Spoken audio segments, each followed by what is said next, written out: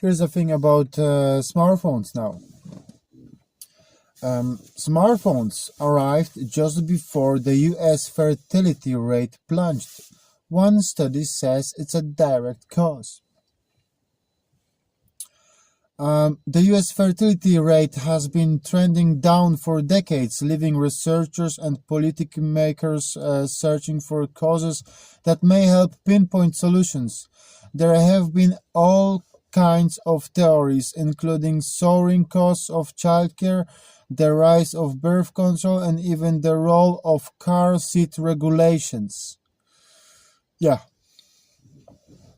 A new paper offers a provocative culprit in a succinct package, the smartphone. But some other researchers are skeptical that this single factor could play such an outsized role in a much longer term trend.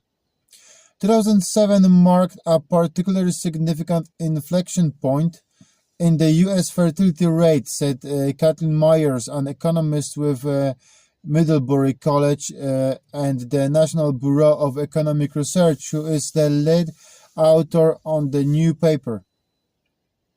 The Great Recession started at the end of the year, just a few months after Apple started rolling out the iPhone in the US, the first modern smartphone.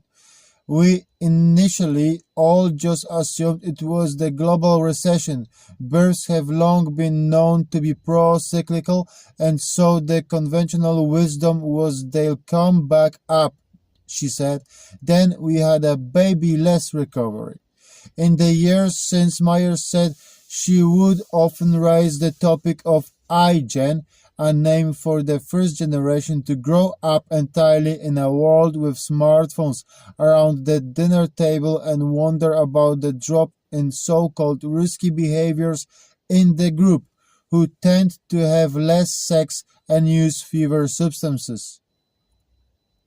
Her stepson Ezekiel Hoops also noticed that his younger siblings had very different relationships than he did, with much more social interaction happening through screens than in-person interactions that physically created no chance of having a kid, he said.